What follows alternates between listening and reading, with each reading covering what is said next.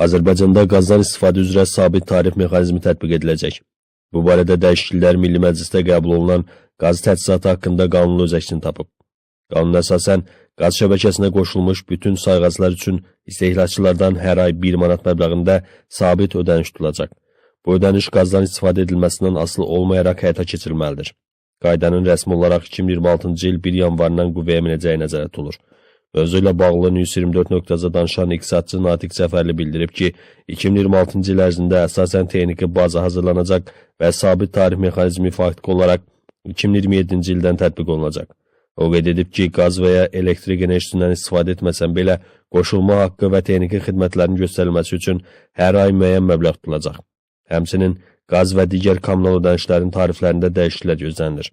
Hazırda bu məbləğin 1 manat olacağı bildirilir, lakin gələcəkdə artım ehtimalı var.